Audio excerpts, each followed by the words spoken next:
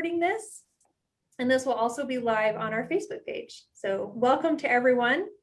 And my name is Lacey Niemeyer-John, and I am the Director of Alumni Career and Professional Development here at the Alumni Association. And thank you to all the alumni, students, and friends who are joining us today for our Cats in the Corner office with our alumnus, Manny Teran. So Cats in the Corner office, if you're new to this program, it's an online speaker series where we feature highly accomplished University of Arizona alumni and distinguished faculty and staff members in these inspiring conversations. So this event is actually presented with our partner, Arizona Bookstores, and the Arizona Alumni Association's Career Lab. And the Career Lab, for those of you who don't know, we help alumni navigate and manage their careers and build their professional networks. So we do events and we have online resources, and you can find all that information on our website at arizonaalumni.com/career lab. And you can also follow us on Twitter at Alumni Career Lab. So it's always a good time, especially this time of year, to show your Wildcat pride. So don't forget to purchase your favorite gear by checking out the Arizona Bookstore at shop.arizona.edu. And you can also follow them on their Twitter page at UA Bookstores. I know Manny got some sweet gear just recently. So join Manny in the fashion trend. Yeah. Here we go. So we are recording today's conversation, so it will be archived on our website so you can access on demand. And also after our conversation, Manny's going to take some time to answer questions from the audience. So if you want to ask Manny a question, go ahead and put that in the Q&A or the chat feature, and we'll be sure to get that to you or get to your question at the end. And again, thank you, Manny, for joining us. And my pleasure. Yeah. Before we get started, I just want to read your bio because it's going to take me a while because you've done so much in your career and it's really inspiring. So Manny Teran has spent the last 20 years helping entrepreneurs build successful companies. And Manny is currently a managing partner at Spark Partners, which is a firm that helps develop business leaders, creating skills and success that's going to last, right? And his partner, Adam Hartman, is an expert in disruptive innovation theory and is generating growth together. They have created a $3 billion in market growth for companies that they have advised. And their podcast, the Business Trendsetter podcast, covers trends, innovations, and how to grow your business.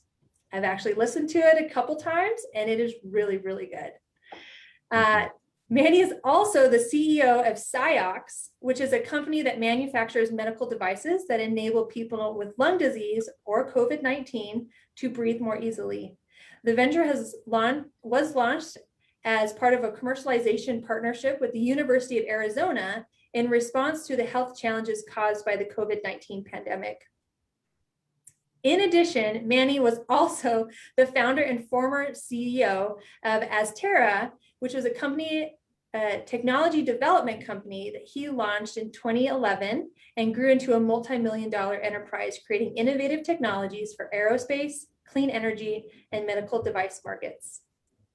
So Manny's cutting-edge business and technology work has been recognized in a form of several awards which he's received.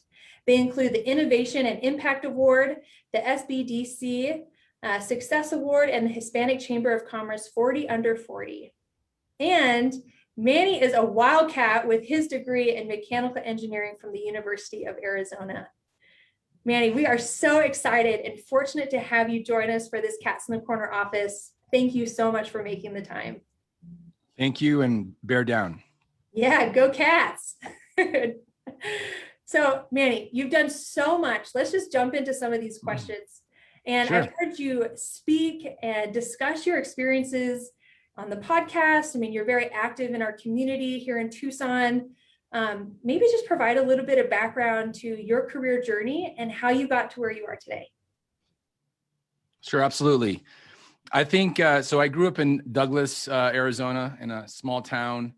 And when you're from a small town, you have to be creative in figuring out what to do. And so growing up as a kid, I was out in the desert and creating, building forts and playing with my buddies, and I really found was drawn into a kind of a very curious lifestyle of thinking about what makes things work. What I would take apart radios or rebuild my bike in a new way, and I was always tinkering. And so that kind of launched me in my career as a mechanical engineer in looking at, how do things actually work. But once I went to the U of A and I went through got my degree in engineering, I went out into the workforce and I realized that although I really enjoyed engineering, I really enjoyed the whole process, I was much more drawn to the business world. And so in a manner of speaking, I became a business engineer, right? I was taking the concepts of engineering and applying it to the business world. And from that point till today, I really become a student of the business world and helping others also learn about how to create a sustainable business with success that lasts. We can all have success, but to build a company that lasts is much more difficult and requires a completely different mindset. Yeah, absolutely. So, sounds like you had just a brilliant mind. Why choose the University of Arizona? Well, being from Douglas, of course, the U of A was the closest university, but it was more than that. I had family members that were Wildcats, and it just seemed as a natural progression for me to go from Douglas, a small town, to the big city, quote unquote, of Tucson, Arizona. But once I actually got here, everything really changed. My perspective deepened. There's the Wildcat community is very strong, and it goes back many, many family generations. I've been all across the world, and I've found Wildcats in super random places. Even my last time I was in Baltimore here about a month ago, and me and my partner were just walking down the street, and there was a woman that had a U of A shirt on, and we connected. So it was just a natural progression for me. And, I really love Tucson. I love the community, raising my family here, and certainly want to continue to grow the community. And if I can be part of that through events like this and other things, I'm going to do that as much as possible. Yeah. Oh, that's so great. And, we have so many wonderful programs within our engineering college. It's really one of the best in the country and in the world. So we're really excited to keep local talent here. And we know that that's something that's really important. So when I hear you talk about your story, you've gone through some ups and downs, and I'm so impressed with kind of your grit and really how you exemplify that bear down spirit.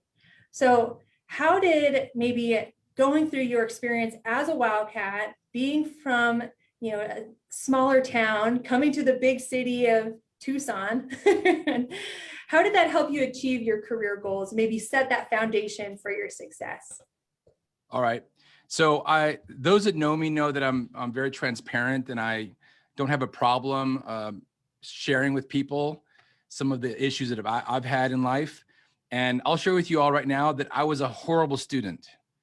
I didn't like going to class. I didn't like having to do homework. And I was, don't get me wrong, I was a smart kid, but I wasn't necessarily a straight A kid. So I kind of, I didn't apply myself.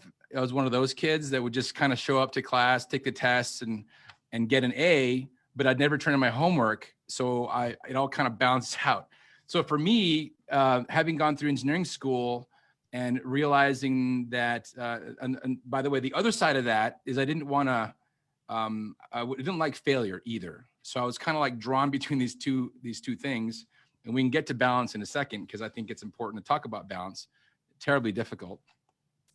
So for me, it was sort of the juxtaposition of me really wanting to be a success, but also not really liking all the things that are attributed to success in academia.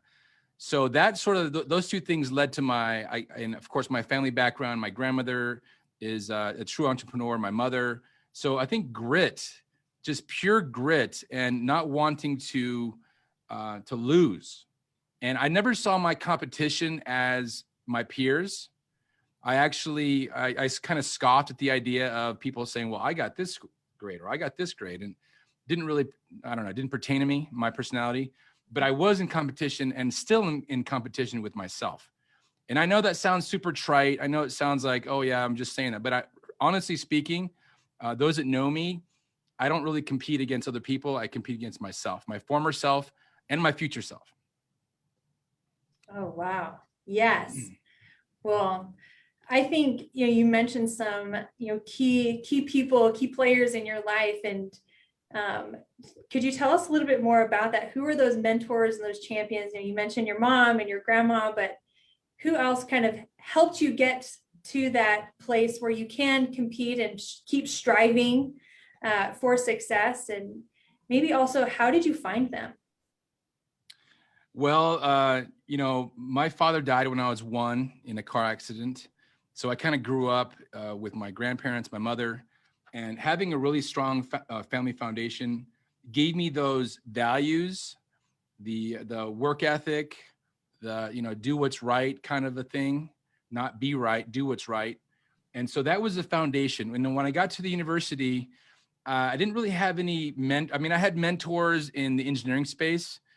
Dr. Ortega, who ran the wind tunnel lab, was instrumental in me understanding the in aspects of world. And another professor named Dr. Heinrich, he kind of believed in me in that because I wasn't a great student, I was kind of, to get to the upper, I forget what you call it, the upper standing, whatever. He had to sign a special paper because my GPA wasn't where it should have been.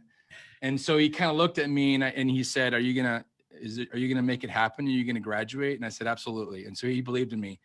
But then so that was my sort of engineering mentors. But after that, I didn't have a particular mentor, one person that was the sort of the guiding principle.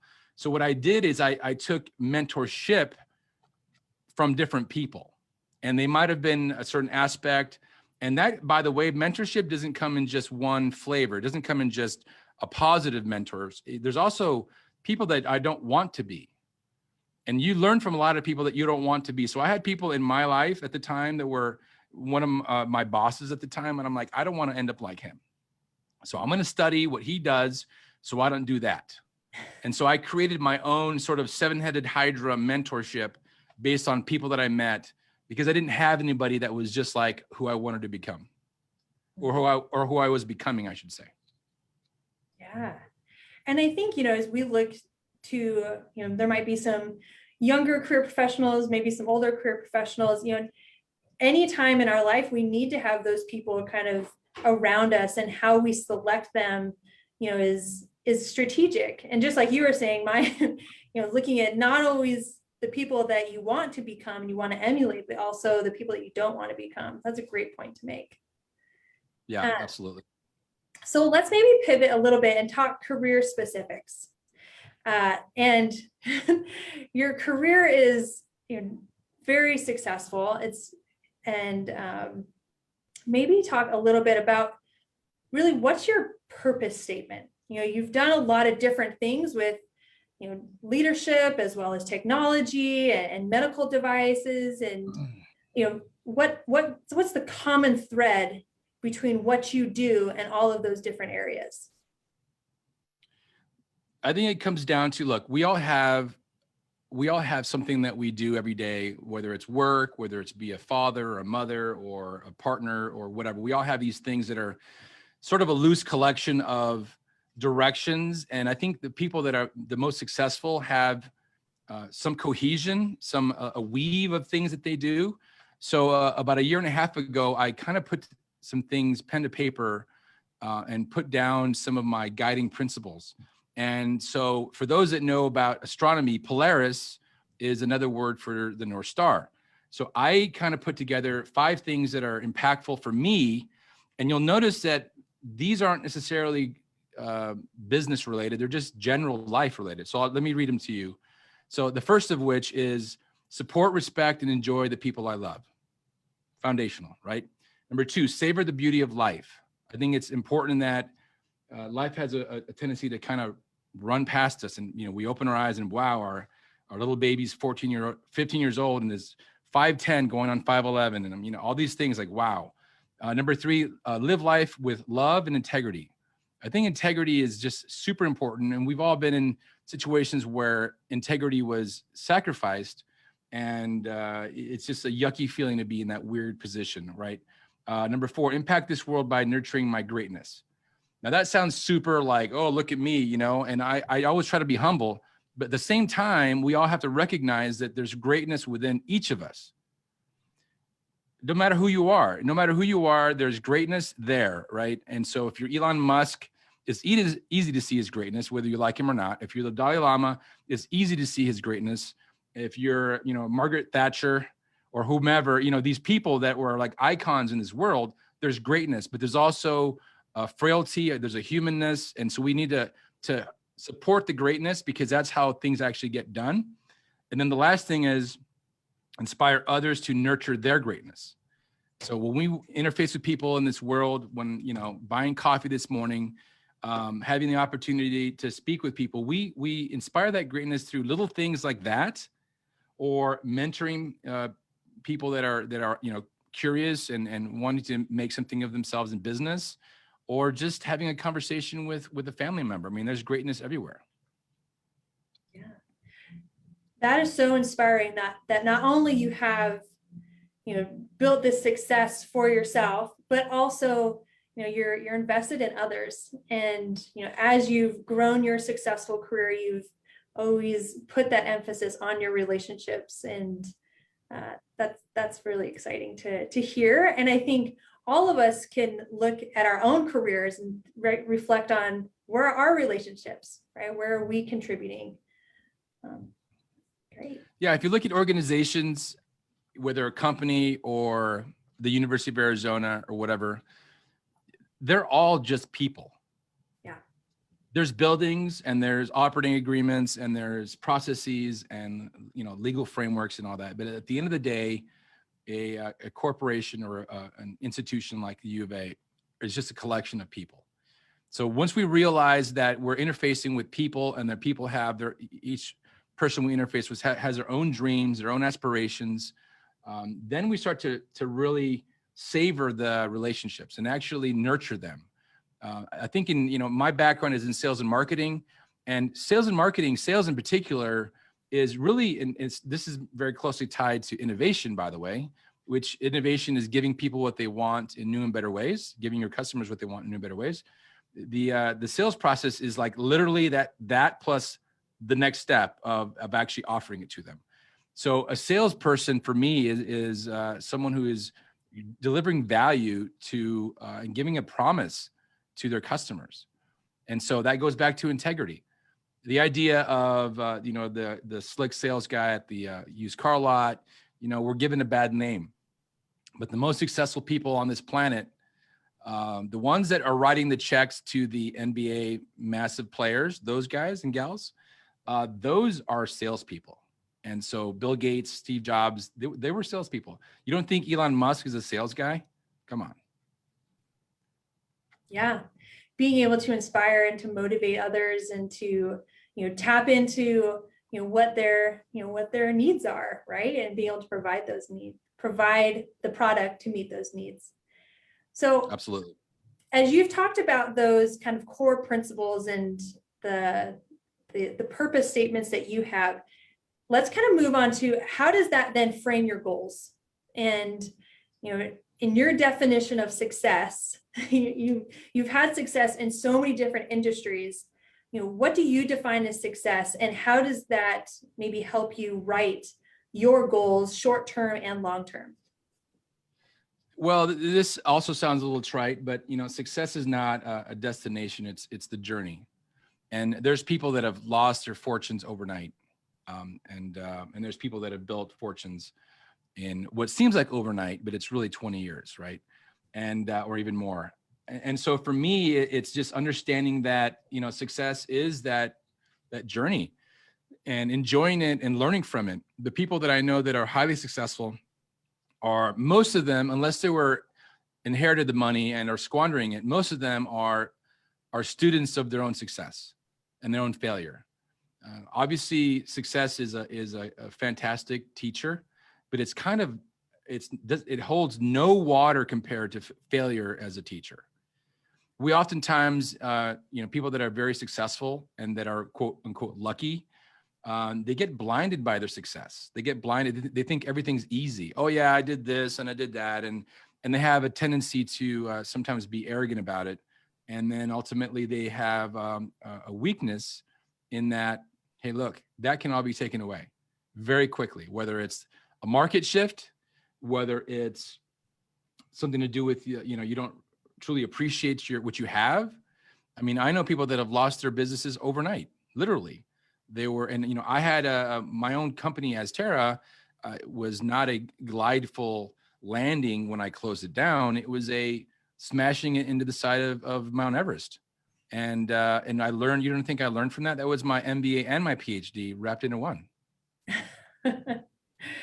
Yeah. And, I have a background in sports, and sometimes there's this conversation and this mindset that failure is a bad thing, right? We want to avoid failure. We don't want to talk about it, right? You want to keep your mind focused on the success. But, you touched on a little bit, what can we learn from failure? Maybe dive into that a little bit. I know I'm going off script, but, No, but what can we learn from failure, and how do we embrace that as we try to navigate our careers? So there's something called the Dunning-Kruger Effect. You guys know what that is? Raise your hand if you do.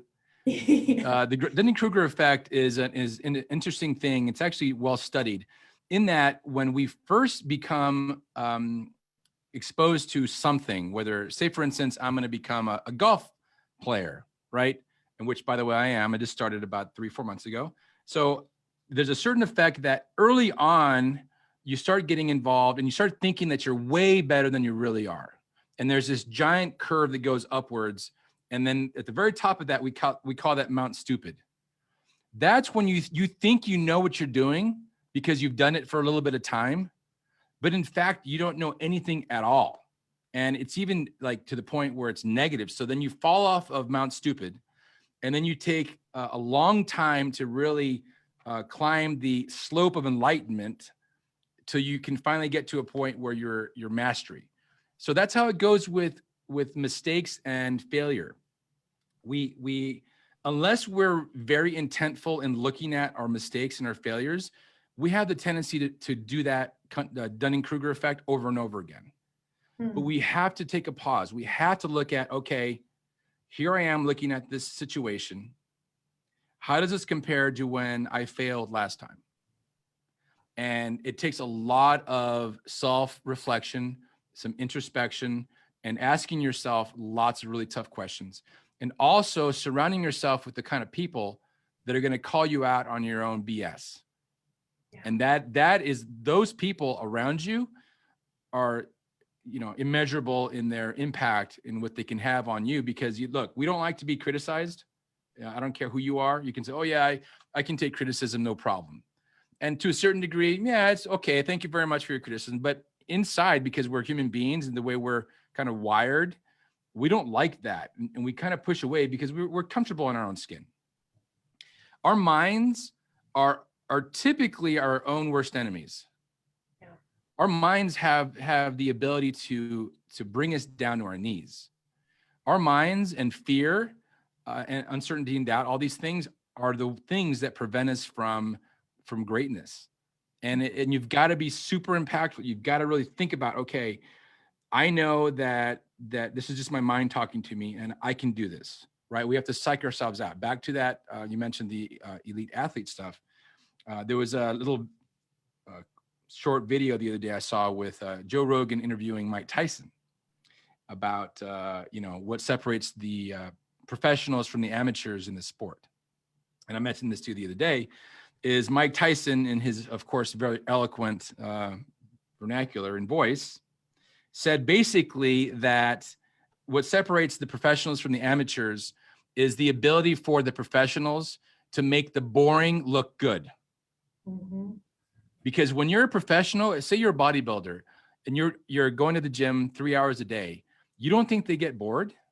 You as a swimmer, did you not get bored? Did you not did you want to go to practice every single time? Probably not. But the professionals made it look good. They went in there every single time and they smiled and they made it happen. And I guarantee 99% of the time when you finished that practice, you felt much better about it. Yeah. So, Manny, we're just looking at the chat here. People are 100% like in agreeing what you're talking about. And I think we can all apply that to whatever career we're in, right? But you've obviously worked really, really hard to coach yourself into this, success mindset and created this environment where, you can, work your way through challenges. How does that translate? And I know you do a lot of coaching with others. So, coaching yourself is much different than coaching other people. So how have you maybe translated, what you do in your own mind and in your own career to maybe helping others in their career? One of the tools that I've learned how to use is I help to, when I speak to my coaching clients, and I only have a few of them, and it's important for me to say that there's people that are business coaches out there that are business coaches. That's all they do. And that's great. I think that's fine.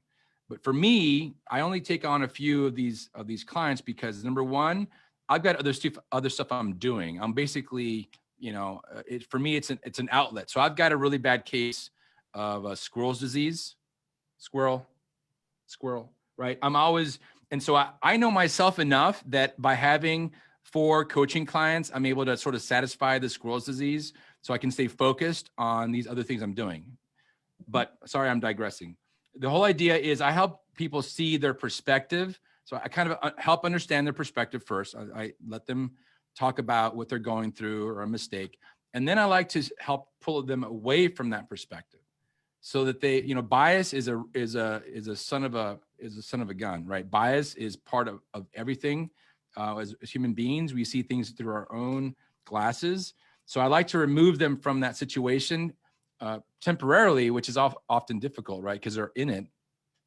Right. And by that new perspective, they're able to see potentially things that, understanding what they don't know, exposing what they don't know, and getting them to the point where now they know what they don't know. Then they can start the process of knowing whatever they need to know. I know that sounds kind of philosophical, but it's all about perspective. It's all about when you're in it, when you're in the trenches, it's hard to remember why you're fighting the war. You got to get out of the trenches. You got to understand what your goals are, where you're going. And then if you got to jump back in, at least you have that perspective. You have that Polaris, right? The North Star. You're able to go back and approach that problem with a fresh perspective. Yeah. And I think even, great leaders and organizations are able to do that as well, right? And be able to see that long game when, you're struggling with the day-to-day. So I think that's an important point to make, and I appreciate you doing that. But you mentioned one thing about focus. And I know this is something, especially now in this digital world, finding focus is so hard.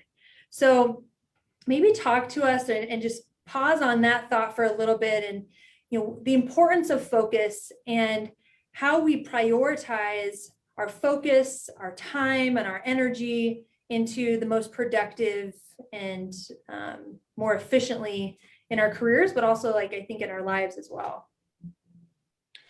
So let's look at the word focus.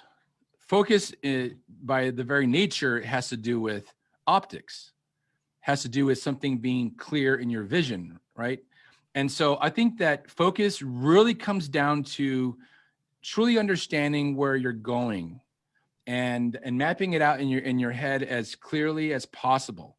Some people use vision boards, some people use PowerPoint, some people just write everything down. Whatever your tools are, having a clear vision of where you're going is absolutely paramount. But you also have to be flexible. So I was in Scouts. So I'm an Eagle Scout, and I've been backpacking all over the place, and 50-mile backpacking trip and this and that. And you have a goal, right? We're going to take these trails from here to there. So the focus is that mountain peak.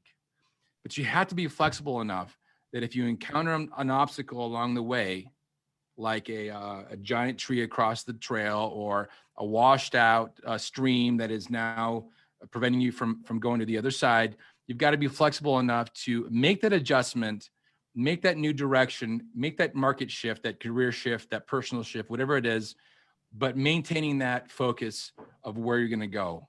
And, you know, that focus can also change, don't get me wrong, but what we don't want to do is we don't want to completely change that focus over and over and over and over again. So there's that sort of, we've talked about it in the past, there's balance and there's harmony. And when it comes to making a decision for your career or what your passions are, so forth, you've got to have, in that sense, that is balance, because you don't want to go and keep on changing your direction all the time. But when it comes to living a well-balanced, quote unquote, life, balance is hard. And that's where harmony makes more sense. Harmony today, I had a CEO that I worked for one time, and he was a total A player. And I mean, he was a pretty amazing guy. And I asked him one time, I said, Mark, how is it you balance your family, your career, your personal? And he basically said that balance was extremely difficult and it was almost impossible. Those tightrope walkers are walking with the big sticks, and it's very hard. But he said, you want to be able to harmonize so that each of these different parts of your life can coexist and give some space to the other ones. Where, look, when we're at home, we try to stay off of our phones, right? We try to stay off of these things, but there'll be occasions where we need to be on them. So harmony means that, okay, family, I'm going to make my best effort to be here present all the time, but there might be occasions where I need to take a call or an email, and vice versa, right? If we're in our business, there's going to be moments where I've got to take my son to a dentist appointment or whatever it might be. So harmony is just that the friendliness from your different worlds being able to coexist together. Yeah, I love that. And, you know, I think especially for our young professionals, you know, I hear all the time how busy they are. You know, they're trying to establish themselves. And, you know, even as we're moving into, you know, later in our careers, we're still trying to, you know, move and make impact. And sometimes we find out that we're volunteering, we're taking on extra projects, we're doing all these things because we don't want to miss out on anything, right? We don't want to, you know, miss out on this great opportunity that could be. Do you have any advice for maybe those folks who, you know, want the harmony, but also have that fear, that FOMO of missing out on that next opportunity? Well, you know, the FOMO is something that is curated and actually used as a weapon, as a spear by the social media, companies out there. And it's fine. We all know that we are the product, right? Have you guys seen that, the social media, whatever that Netflix movie is called? That one. And it's fine. I mean, we openly embrace it, or maybe we don't. Maybe we just don't think about it. But whatever the case may be. So FOMO is out there. FOMO is going to be there. We look on Instagram and we see people living these amazing lifestyles, and it tends to pull us away. And I mean, it's there for a reason, right? They created this knowing that dopamine and all the structure of our brain is going to go down that rabbit hole, and it's going to go right to an ad or whatever it is, and that's how they monetize it. So the real magic in again, I'm not a master in this at all, but I think about it sometimes on the FOMO, and I think about, you know what, I think the antidote is gratitude. The antidote to FOMO is gratitude. And looking at, okay, yeah, I'm missing out here, missing out there, but look what I do have.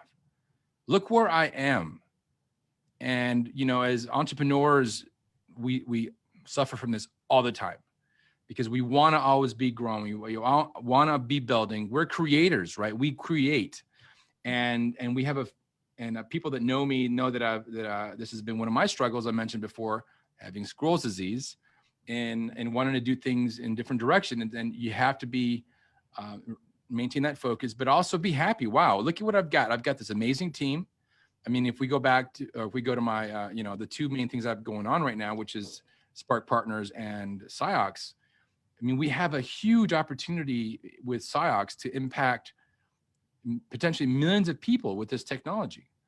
And the team we have built around it is nothing short of amazing. We have all the right people in all the right seats, and now it's a matter of execution. And it's a matter of putting on my sales hat and convincing the investors, along with my my team, that this is something which is worthwhile. And we're plugging forward. And it's not a singular effort. Even Elon Musk, as pompous as he can be, he has a whole team behind him. And that's the way it's going to go. There's no person out here that can claim that they are the singular success. It's always going to be on the backs of people. And so you got to make sure that they're willingly putting down their, getting on all fours so you can climb on their back, and you're not doing it as a matter of like a bulldozer and just running over people, because there's those people as well that we've all been, around, that are just like toxic. And, I have zero tolerance for that kind of stuff. I'll call people out and I'll walk out of meetings, and I have in the past. People are toxic, or, this malarkey. I call it malarkey. I just can't stand it. What a great reminder, right? Going back to the saying, grow where you're planted, right? And really dig those roots in. You mentioned Spark Partners, which makes me think of innovation. And as we're still talking about leadership, and in our previous conversation, you had this really insightful phrase when I was talking about, we need to, think outside the box. But you said, no, it's not think outside the box. You need to get outside the box. Can you explain to us, like, really what that means to get outside the box and to think differently, and to, change our perspective and change our situation, maybe on a, topic or a product? So it all comes back down to that mindset, right? If you're thinking outside the box, you're still in the box. You are still in the box, and your mindset, people talk about negative self-talk and things of that nature, and there's science that support all of it. Same thing goes with thinking outside the box. You're still in the box. But if you're able to get outside of the box, then your perspective shifts altogether. I mentioned bias a little while ago.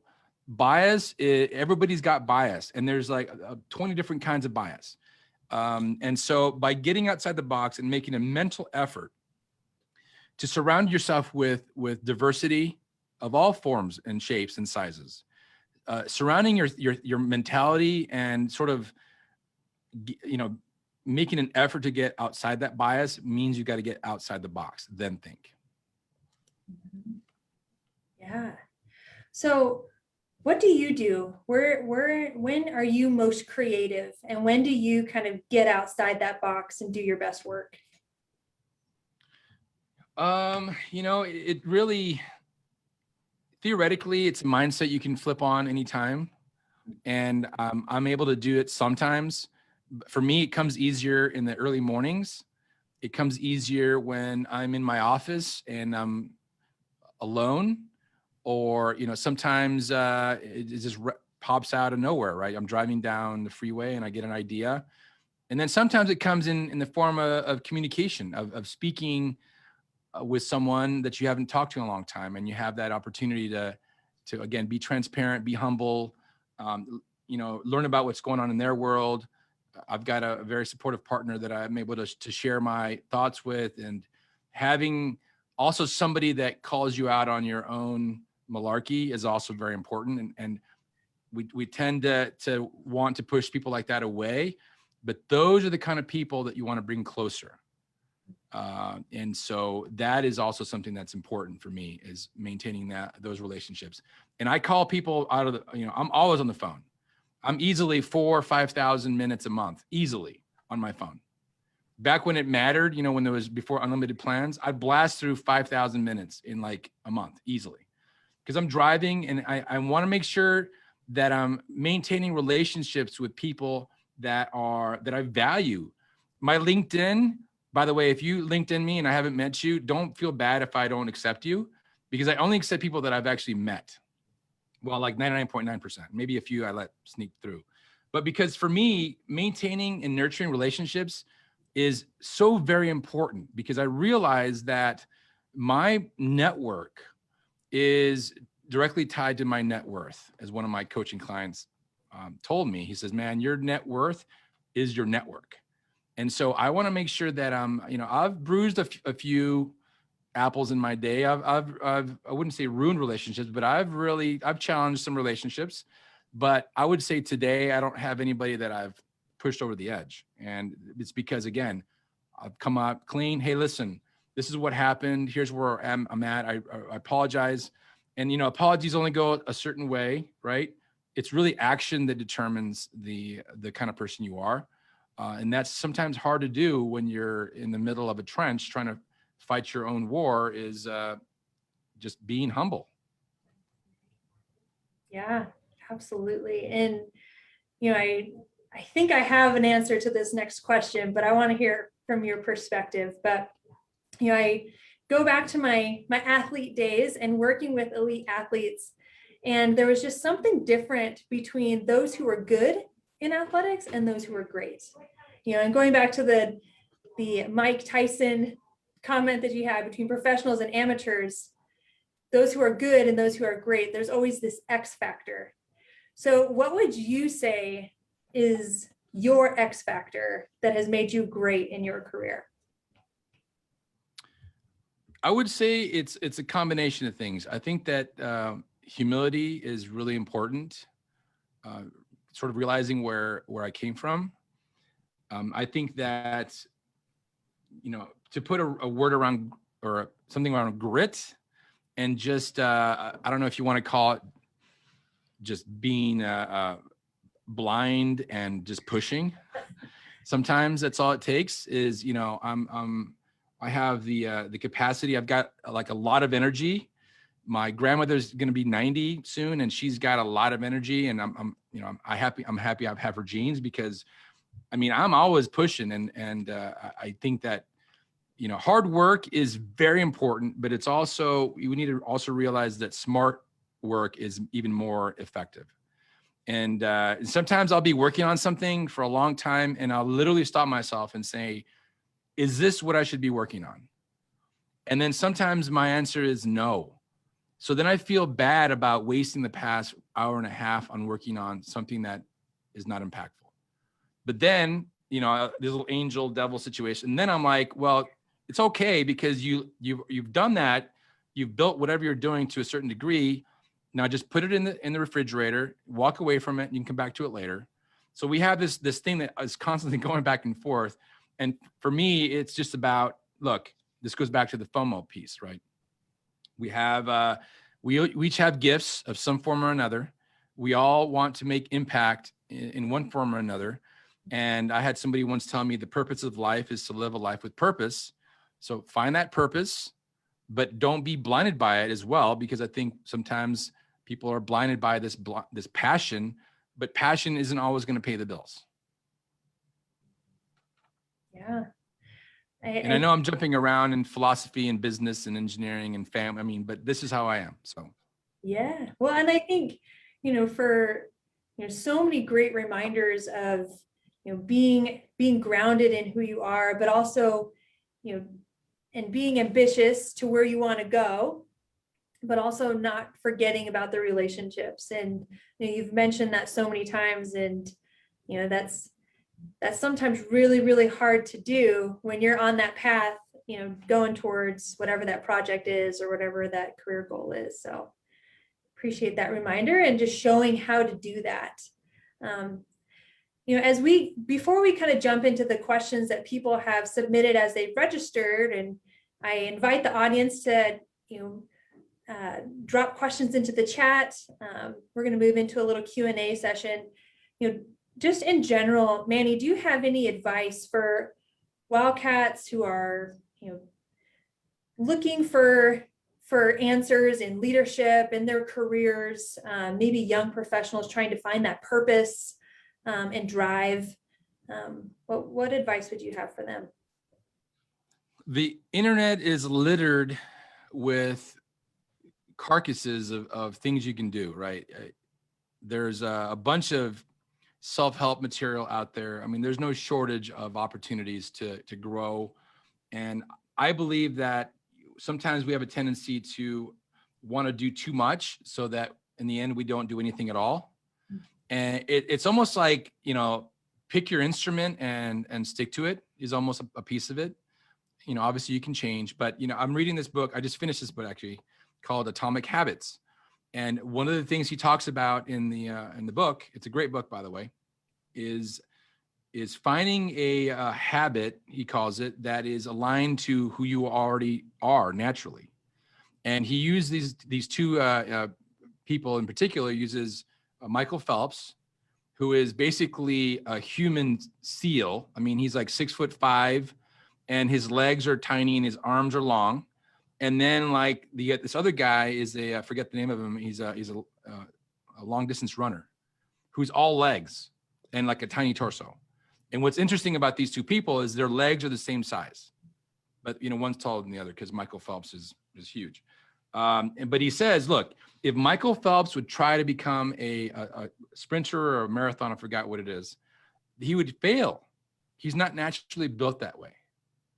And if this other guy tried to be a swimmer, he would drown because he's all legs. He's like the T-Rex situation. And so you find something that's natural to you, and it can be developed. You know, I was a very shy boy growing up, believe it or not.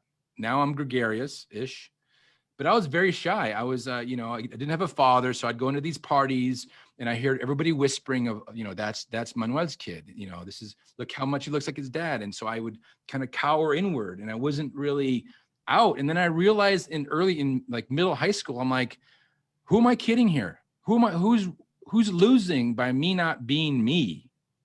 And I made that shift. I actually worked on a mental shift. My self-esteem was in the gutter as I entered high school.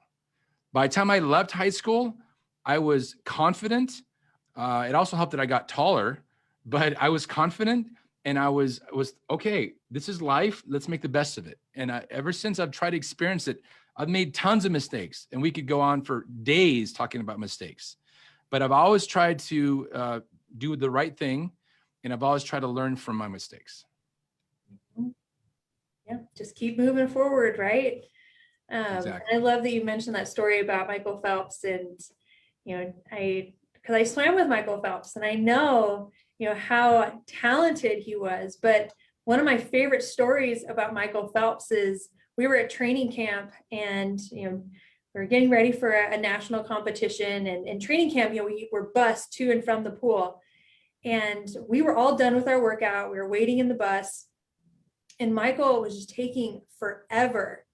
We're like, what is he doing? Let's go, we're starving.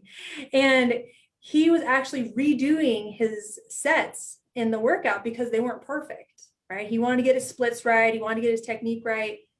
And we were just like, you know what, Michael, we know you're going to win. You're the best in the world right now. It's okay. Let's go eat some dinner. But for him, you know, he had this great talent, but he also combined that with this amazing work ethic that even though he had, you know, all of the world records, he had all of that to his name, you know, he was competing against himself, much like you mentioned, Manny, and how important that is to just understand that, yes, we've been given these gifts, but also, you know, what kind of effort are we putting towards maximizing those gifts? Exactly. So let's move to some questions. We have a couple more minutes here. Let's look through the chat here. So we talked about squirrel brain, and yes, you mentioned how, you know, how you've kind of navigated that in your own personality with your career. Maybe reiterate, you know, how you prioritize. What goes through your mind when you actually have to decide on where you're going to put your attention and focus?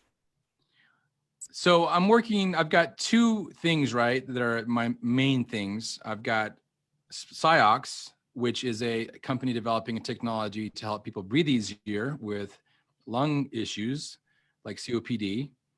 And with SaiOx, we built a team, but we're raising money. So there's no quote unquote paycheck there. And part of the whole process of starting a startup is to find the investors so you can actually start to execute on the plan and all that. And we're getting there. It's all going to happen. And I have no doubt.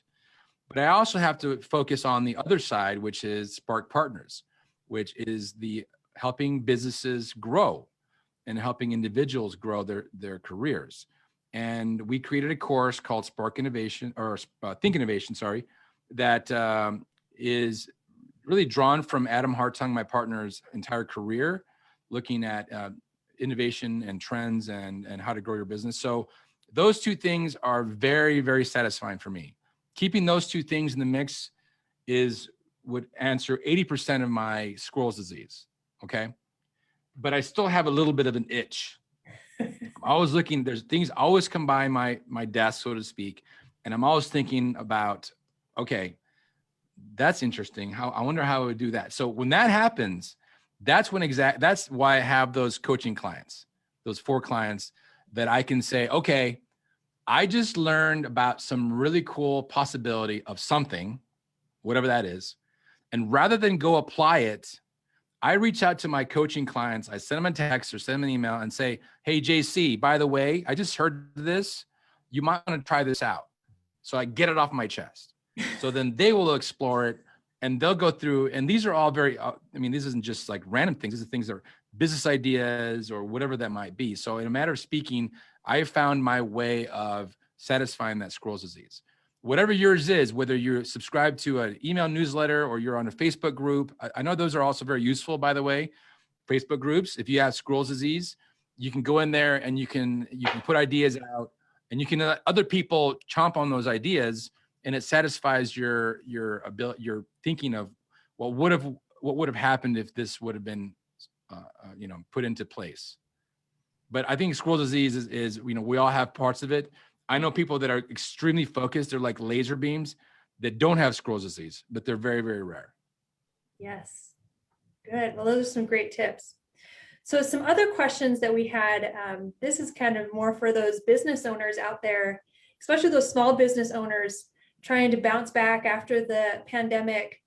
Do you maybe have any advice for them as they're looking to get back on their feet after this kind of crazy year that we've had? Yeah, so I would say that this goes a little bit to another question that I know was my top 3 principles, and it's quite simple: mindset, customers, and trends, in that order. Okay, mindset, it always starts with the mindset. And all these amazing people that I mentioned earlier, the Elon Musk of the world and so forth and so on, they never mention the mindset. They always say, yeah, I just heard something the other day on social media. I was watching Elon Musk give something like a speech, and he says, you got to keep your customers first. You got to keep your customers in mind. There's one by Mark Cuban, a very young Mark Cuban, saying that customers. And I think that's 100% true after you figure out your own mindset. Those guys that happen to be guys are coming out of the gate already with the mindset that's already in the right direction. So it's easy for them to say, oh yeah, customers, of course, customers. But for small business owners, you've got to keep your mindset in check. We have that ability. I mentioned earlier that our minds are our own worst enemies. We have that ability to completely gut ourselves before we even get started. Or if we have a business right now, we get in the dumps because, oh, wow, the pandemic wiped out my business. Well, you know what? Fine. Downshift, either get rid of the business and do something else, or quit crying. And that, by the way, that's my grandmother speaking right there. If I was ever in the dumps, she says, okay, you can cry, but what's it going to help? Get off of your little pity party and get moving, or get out of the way. That was my grandmother. That is my grandmother. Oh, what a tough woman. I like her. She's amazing. Yes.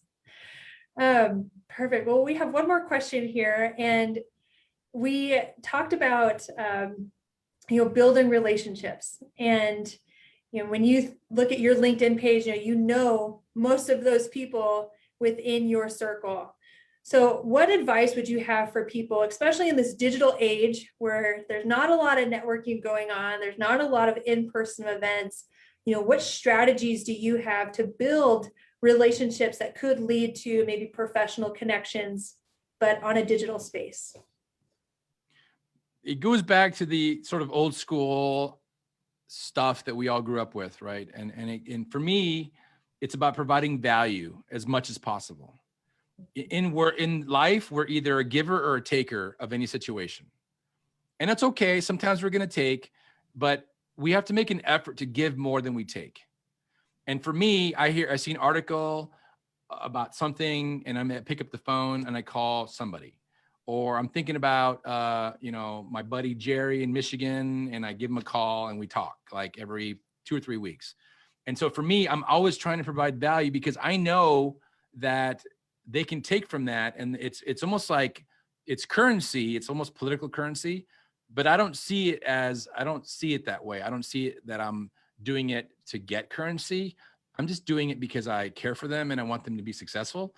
And I know that by planting those seeds, that when they see an opportunity, they will call me and say, hey, listen, this is what I just heard.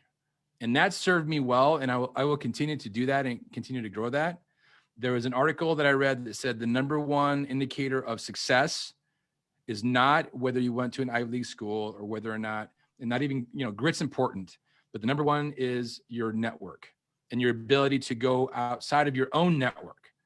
That means interfacing with people that you don't normally interface with. Remember I mentioned bias? That's basically removing bias. Yeah. Surrounding yourself with people that think differently than you. And either if you're a certain, type of person, you are, a male, you're Catholic, you play football, whatever. If all your friends are the same, you're not going to ever grow anywhere. Surround yourself with people that don't like football. Surround yourself with people that are 65 years old rather than 25 years old. Learn from them. Learn from kids. Get out of that damn box, then think. Mm-hmm. Oh, yes, sir, coach. I love it. Well, Manny, this has just been fantastic. And we really appreciate you taking the time, providing that advice and that coaching that I think it's going to really help us no matter our careers or where we are within our careers, and reminding us of how important and how impactful this Wildcat community is. So thank you again. For everyone else, we are going to close out. Don't forget to sign up for future events on the Bear Down Network or ArizonaAlumni.com. And hey, Lacey?